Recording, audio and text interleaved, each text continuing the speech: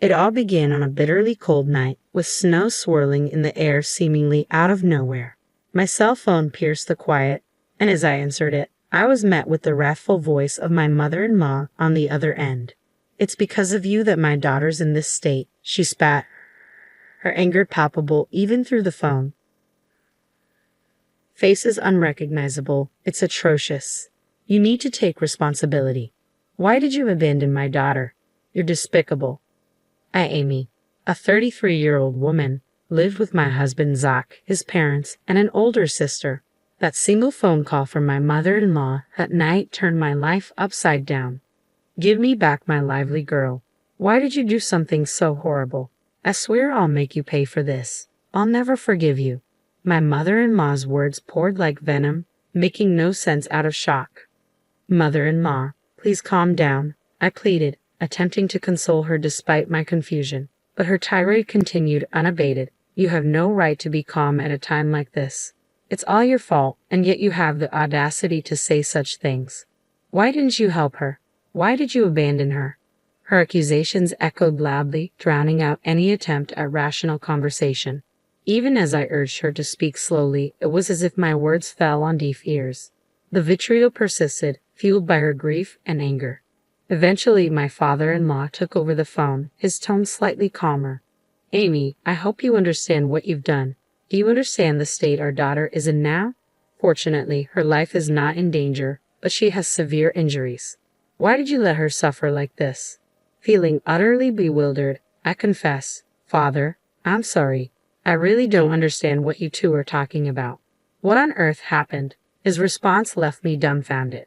My sister-in-law, a single mother, lived with her young child just a 20-minute walk from our home. She had been dating the young boyfriend who frequently visited, a fact that shook me to my core.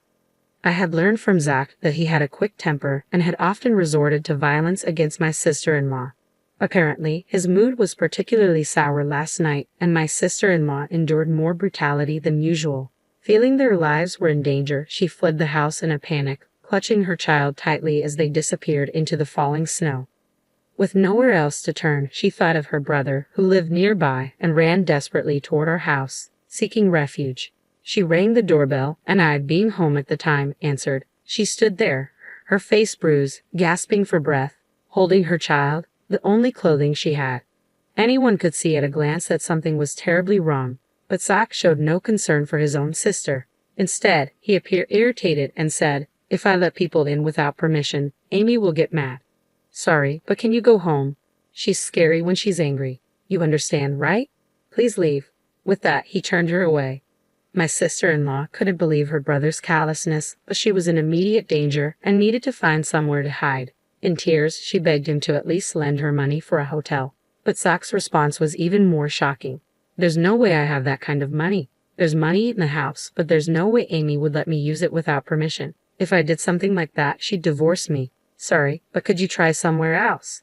It's cold, so I'm going in. See you." And with that, he closed the door, leaving my sister-in-law and her child in utter despair. They trudged back through the snow, fearing they would freeze to death, and reluctantly returned home, only to face even worse violence from her enraged boyfriend. She was beaten until her face was unrecognizable, and her child was kicked until losing consciousness. She tried to stop him by clinging to her boyfriend, but the violence only escalated, and her screams echoed through the neighborhood along with the sound of breaking dishes and destruction. A passerby, alarmed by the commotion, reported it to the police. Afterward, my sister-in-law and her child, battered and collapsed, were found and immediately rushed to the hospital in an ambulance. Though conscious, they were severely injured and required hospitalization with a prognosis of 1 month for full recovery. I arrived home late last night due to work, and my sister-in-law hadn't shown up by then. If I had been there, I would never have turned her away. Had I seen her in that state, I would have deemed it dangerous, let her in, and promptly called the police. It bewilders me why my in-laws believe I turned her away. Despite the shock of such a terrible incident happening to my sister-in-law, I couldn't grasp the reality of my in-laws blaming me. I felt deeply confused, especially under my father-in-law's relentless accusations. I knew I had to clear up the misunderstanding. Frantically, I explained that I wasn't home when my sister-in-law came by. I had been working late at the cafe run. If I had been home, I would have noticed her unusual behavior and let her in. I would never turn her away.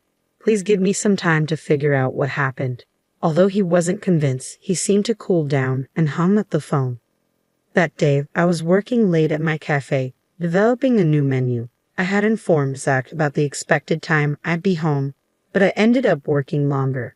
I missed the last subway and had to take a taxi, not arriving home till past midnight. When I got home, I saw Zach, but he didn't mention a thing about his sister. I was confused about his actions. However, when I confronted him after he came home from work that night, his response was shocking. I could tell something was wrong when she showed up, but I was just about to enjoy my beer, and it was cold outside, so I wanted to close the door quickly. Plus, I didn't think there was anything I could do about it. I couldn't hide my anger at his selfish excuse. Didn't you feel anything seeing her like that? Why couldn't you at least let her in? She's been through a lot since you turned her away. When I detailed his sister's current condition, he justified himself by saying, "Remember how you used to complain when my parents dropped in without notice? I thought I was being considerate by not letting her in, thinking you wouldn't like it. What did I do wrong?"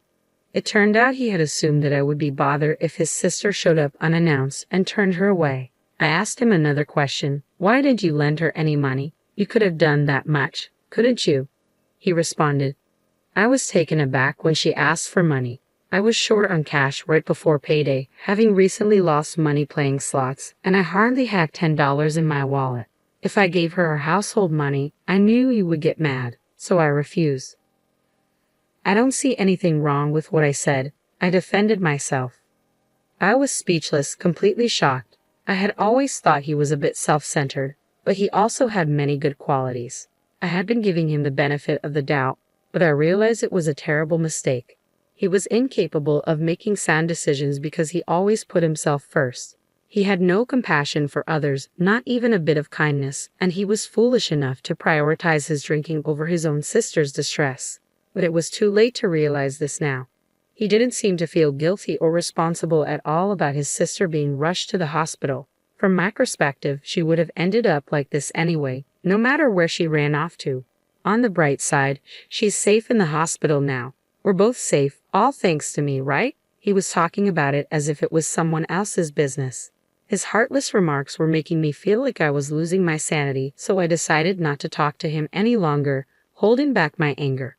I reported to my father-in-law about Zach's irresponsible behavior towards his sister the previous night. Upon hearing my words, Zach's father lost his composure in a fit of rage. He exclaimed, "There's no way my Zach would do such a thing to his own sister. You're lying. Stop making up stories, Amy. Are you trying to make Zach the worst just to escape your own guilt? If you're going to spew such nonsense, then show me some proof." He refused to listen to me at all and again blamed me for everything.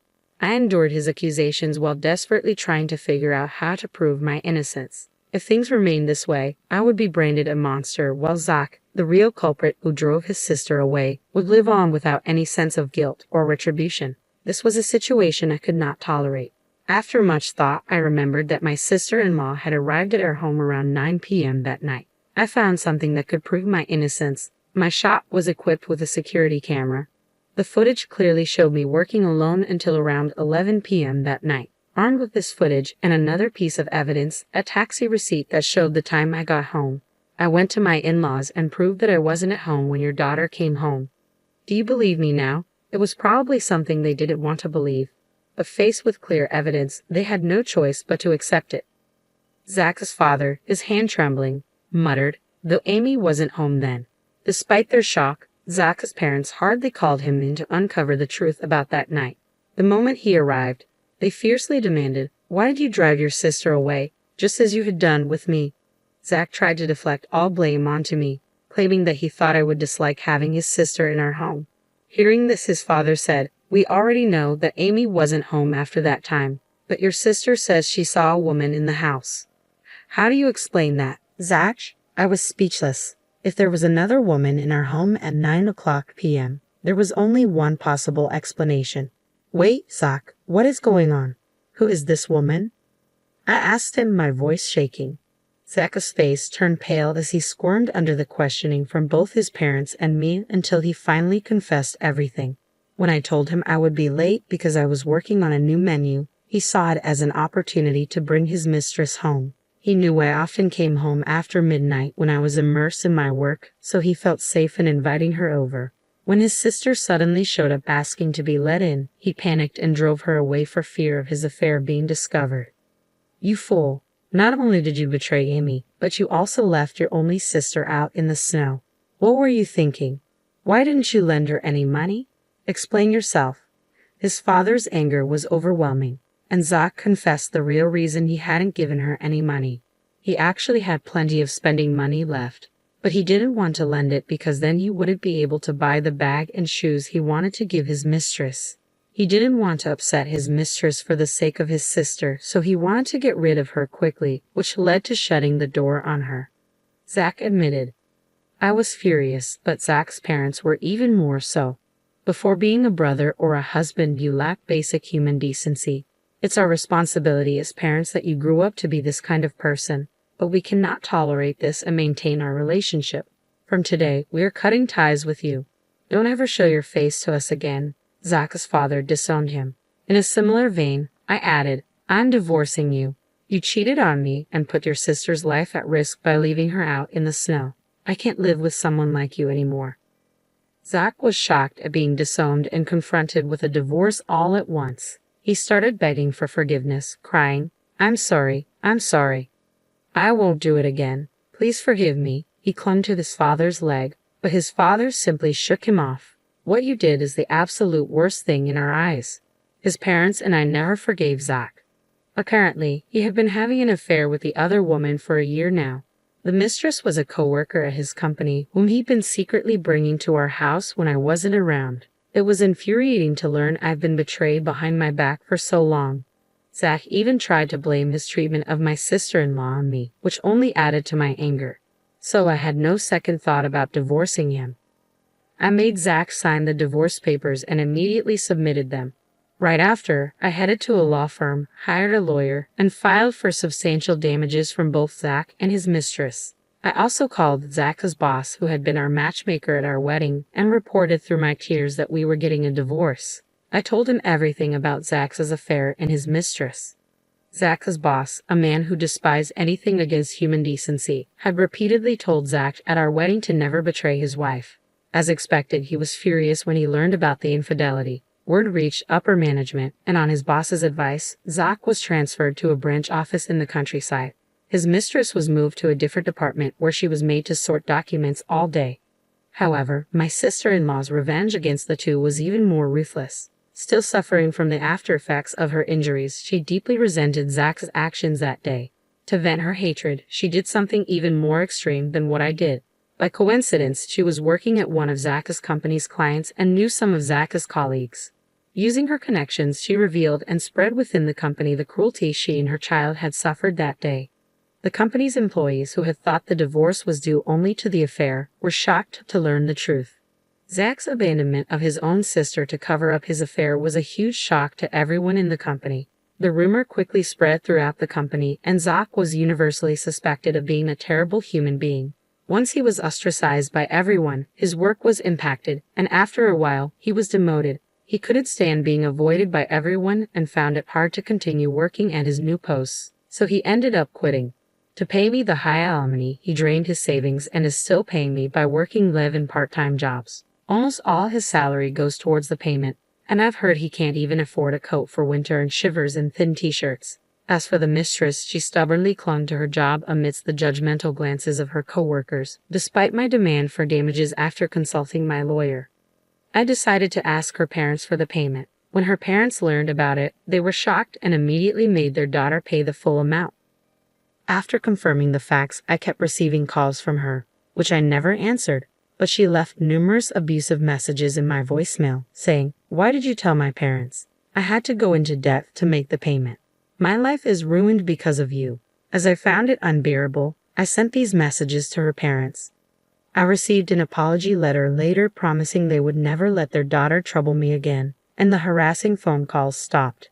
As for my sister-in-law, her abusive boyfriend's actions became a police matter, and she was able to file for damages for her injuries. It had been tough, but she finally managed to break up with him. My in-laws and sister-in-law apologized to me for initially suspecting me and for Zach's infidelity. Of course, both were painful experiences for me, but I could understand their outrage and loss of composure when they saw their daughter taken away in an ambulance after such severe abuse.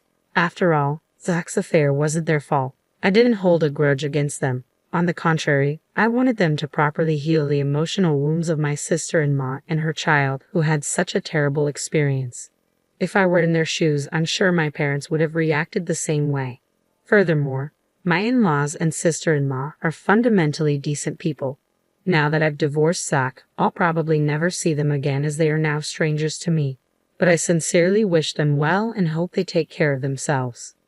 I moved closer to the cafe to run since it's within walking distance. I no longer have to worry about the last train, and I can devote my time to coming up with new menu ideas. Though I was thrown around by unexpected events, I probably wouldn't have been happy if I continued to be married.